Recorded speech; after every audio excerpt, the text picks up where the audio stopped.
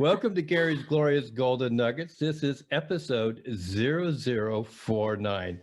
And today, ladies and gentlemen, we are so pleased to have Aubrey Terrazas, who is an 18-year professional in hospitality. She's a Master Sommelier candidate, and she is involved in e-commerce as an entrepreneur who has co-founded the Digital Wine Service.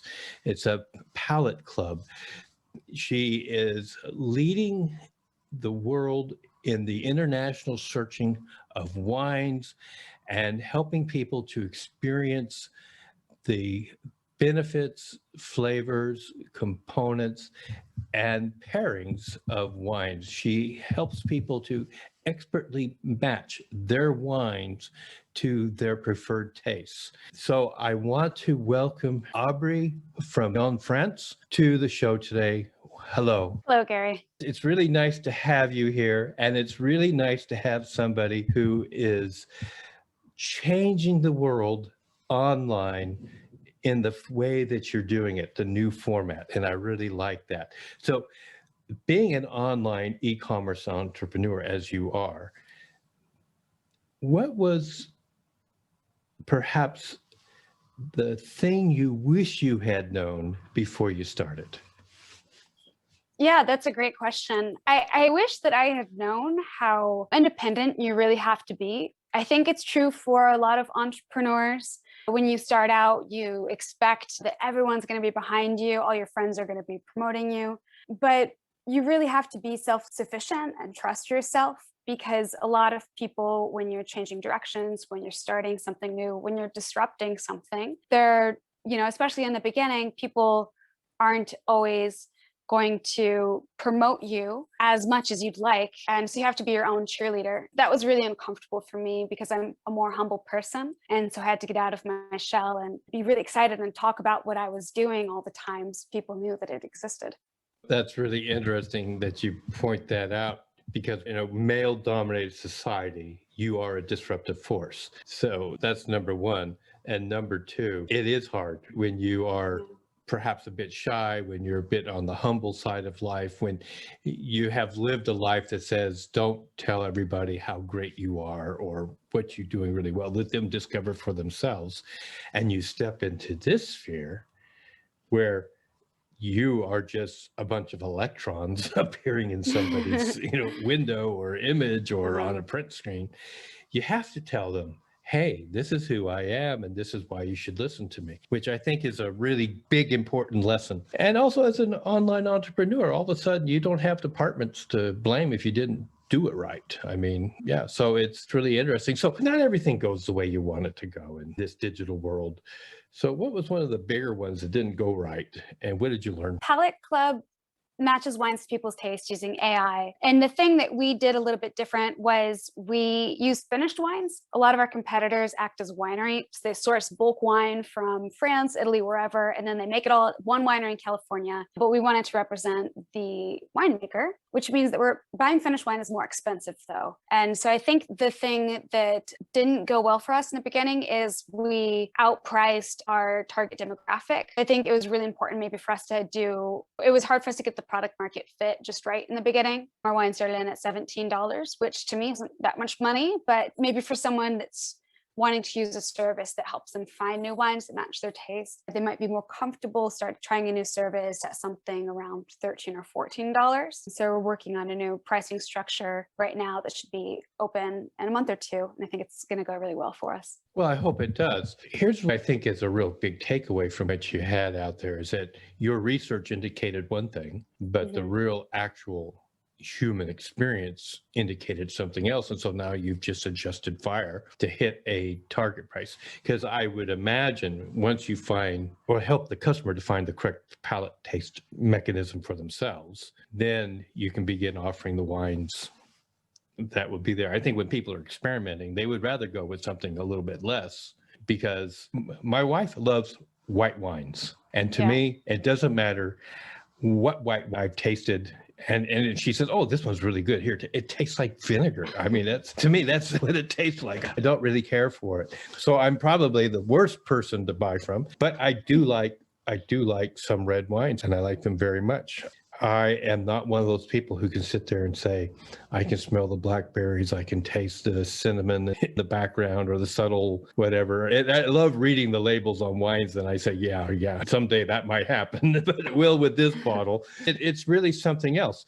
So here you are. You're a master's candidate for a sommelier. You have spent years of your life mastering this skill, because you have to get your palate, your nose in line so that you can pick up all these subtleties that cowboys like myself probably never will. This is a male-dominated field. So tell us about how you as a woman punch through that blockade. Sure. I do think it's true for both tech and wine. It is very male dominated. In the United States, there are 144 master sommeliers, 28 of which are women, just to give you an idea. And I think it kind of goes back to what we started the conversation with, and that you really have to be your own advocate. Because as a woman, and I'm a very petite woman too, and I started in the wine industry when I was 23. I was young, petite woman, and people really, it's harder to gain credibility when you walk into a room. And so you have to kind of be your own cheerleader and walk in, instead of starting the traditional pitch, which is problem, solution, later it's the team. I have to go in and tell them who I am and what I do and why they should listen right off the bat, because otherwise they don't have the trust. So there's that, having confidence in myself too. So I feel like I have to work a lot harder to have confidence in myself with what I'm doing, because when you are in a room full of older men, it's easy to feel intimidated.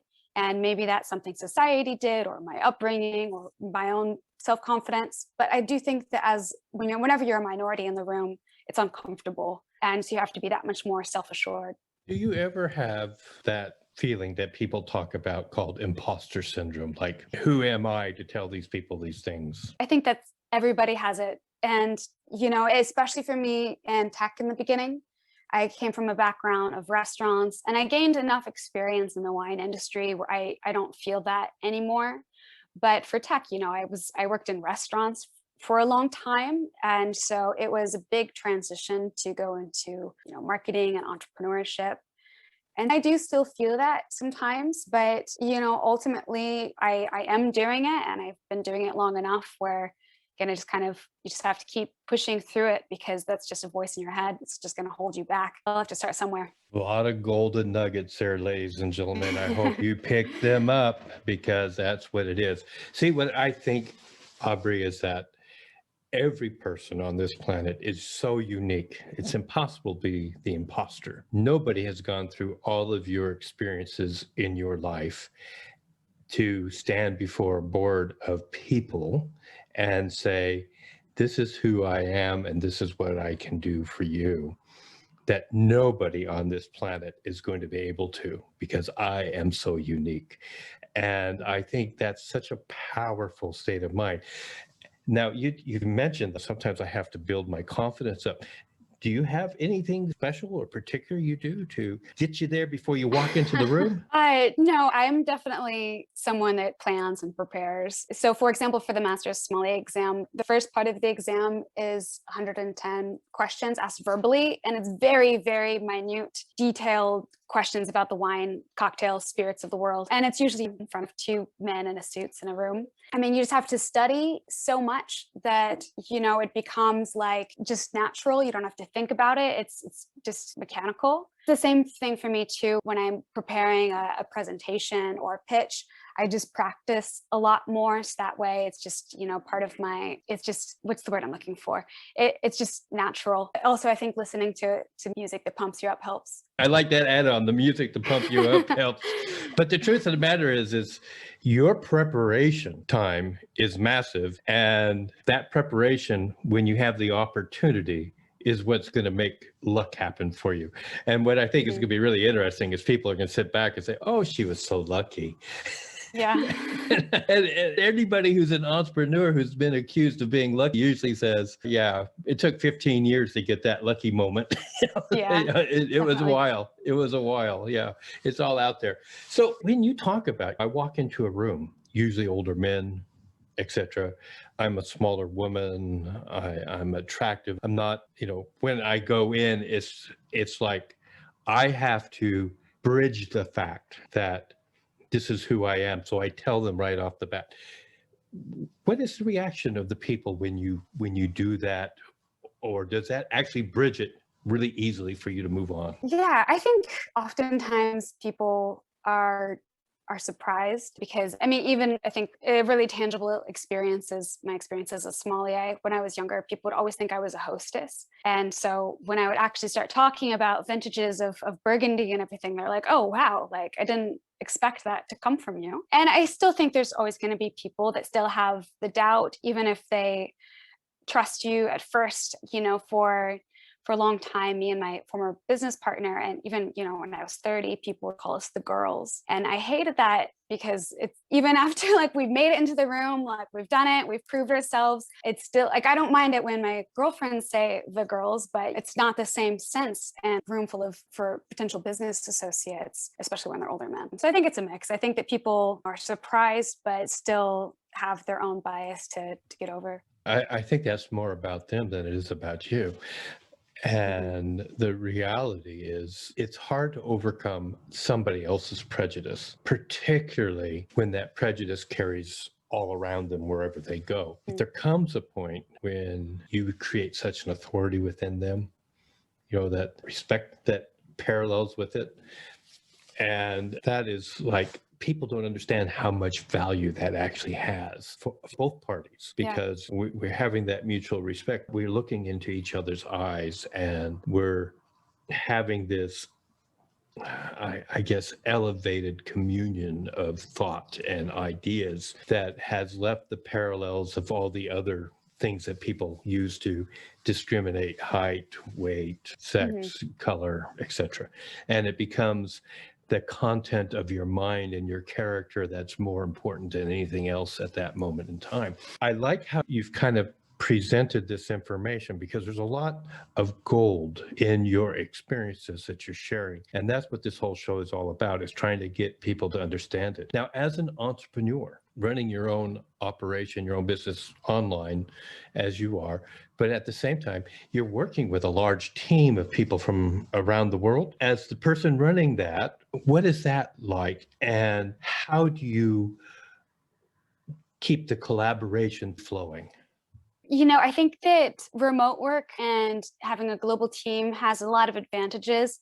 And one kind of ties back into what you were just alluding to. I think diversity of experience always leads to something better. So when you're collaborating with people in different countries, different backgrounds, they might see something that your own bias and background wouldn't have caught. Of course, there is also, I think it can be harder to hold people accountable. And so it's very important to install passion and other people and to share the vision, because if people don't see where the company is headed, and they're just kind of getting pieces of laying down the bricks, but it's like the classic story, like one man says he's building a wall, the next man says he's building a house, and then the last one says he's building a church for his family to go to. I'm butchering that, but people are going to feel so much more inspired if they know where they're going, and that's really the only way to hold a large global team accountable and to get them to care. Well, thank you. I like what Stephen R. Covey talks about, because you're basically hitting this leadership principle really square on the head. He points out that a true leader is somebody who can take the mission to a person and say, this is our mission, and help them see themselves so clearly in the mission that suddenly their creativity, their talents, the things that you actually hired them for, are unleashed to make that mission happen without you actually having to stand in the way. Or, basically you just got to try to keep them in the box at that time for the mission, not to expand outside of it. But that's such a really important business component that a lot of entrepreneurs forget. You've got to have that mission and make it clear to everybody so that we're all working together. And we're now in a world of collaboration. The time of the oil engines and et cetera was all about competition.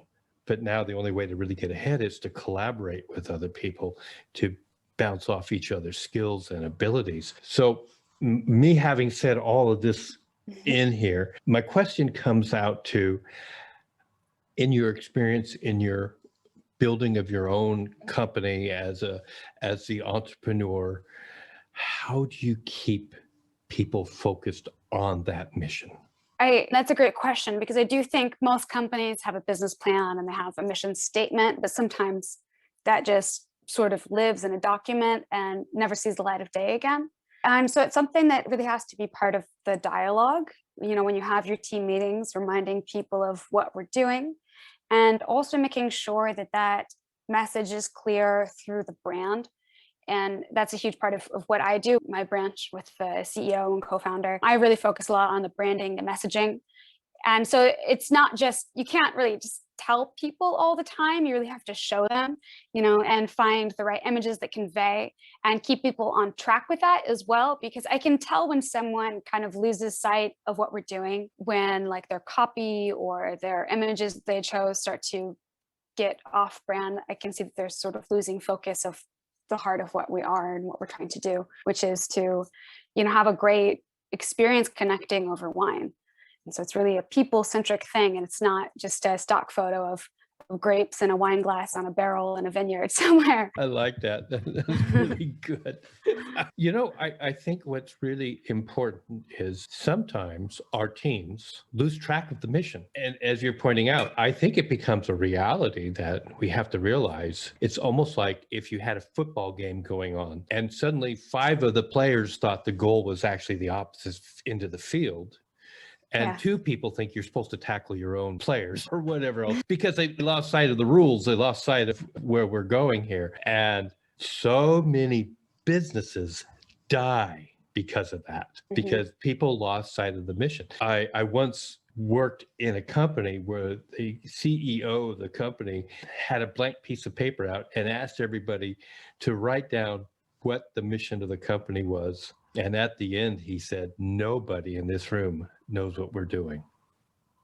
That's crazy. It's really crazy. But it explained what happened to the company, because in 2 years they were gone. So it's really important, as you're the captain of this ship. You're the one responsible, and you're the one to make sure everybody understands where we're headed and the direction and we're going. You're going to get them around the rocks and the shoals that are out there in the waters, and avoid the icebergs, because you're not going to sink the Titanic this time around. You're just going to get over there and make a win. So I'm just so impressed with your company, what you're trying to do. I'm sure there's people who are listening to us right now who are saying, how do I find out more about her company, etc.? So what are your contact details? So our website is palateclub.com. And that's palate like your mouth, not like a painting. So PALATECLUB.com. It is an American-based company, so unfortunately we don't ship wines worldwide. Wine shipping is very complex. My Instagram, you can send me a message at Aubrey Pops Bottles. And I'm on LinkedIn as well. There aren't very many Aubrey Terrazas, so you should be able to find me. All right. All that will be in show notes, ladies and gentlemen. And I think it is a shame that you're in the United States. Are you doing just North America, like Canada, or just only USA? No, so actually even to Canada, Canada is actually the world's largest wine buyer, because Canada as a country acts as one wine buyer. And so getting into Canada is one of the most it's very, very difficult, because as a whole country, they have to decide which wines to bring in. So yeah, we're in, I think, 46 states, and it is just the United States. Wow. Okay. So just the U.S. Great. Good piece of information to know. So we give everybody on this show 2 minutes uninterrupted to say whatever is on their heart, whatever that is in their mind, can be on any subject. And I'm going to tell you now, Aubrey, your 2 minutes starts. I'd like to tell people that they can create their own path. For a very long time, even in a passion-driven industry like wine, we were taught that we should be a wine director of a fancy restaurant, and then we should aim to be a master sommelier and all of this. And those were things that were decided from, again, older men in my industry. And there has to be a point where you step back and you figure out why you're doing what you're doing. And no matter how ambitious it is, and no matter what other people think, it's important for you to find your own path and to create the lifestyle that will make you happy. Well, that was pretty succinct. And happiness really is the goal in life. Why do anything if it isn't going to have the end result that you're a happier human being? So thank you very much for that. Ladies and gentlemen, I got to tell you, I have really enjoyed Aubrey Terrazas today. And I hope that you have picked up the golden nuggets that she has dropped, because frankly, you need to have a couple wheelbarrows today to pick up each and every nugget that's there. Now, if you liked what you heard today and you haven't subscribed to the podcast, please do. And then share it with somebody who you know might be interested in either the business aspect, the entrepreneurship aspect, the leadership aspect of what she has talked about, or somebody who's just really interested in wines and may actually be a great customer for Aubrey. That's all that I want to say about that. We're also going to be on YouTube, folks. So if you're on the YouTube watching this, please be sure to like and click on that bell a couple of times, which will let you know each time we upload a new podcast for your viewing pleasure there. Now, one last thing. What do you think is the best wine for a person who's not very sophisticated? There's so many wines that it's really hard for me to say because, like my mom drinks very cheap Moscato and loves it, and other people that don't know very much are going to love a fruity red. So I think that I don't know if I could answer that question really. Fruity red worked for me. You mentioned you like Malbec, and honestly, Malbec is usually a crowd pleaser because it's delicious, it's fruity, it's not too complicated, and both wine enthusiasts and wine novices can like it. Yeah. And you know what I find really interesting? I live here in the UK, and I go into like a pub or a restaurant. Most of them don't carry a Malbec. They carry something else. And as they're like, come on, everybody likes Malbec, but that's the way it is. That's the nature of the beast in some ways. But it has been such a real pleasure to have you on the show today. Thank you for being with us.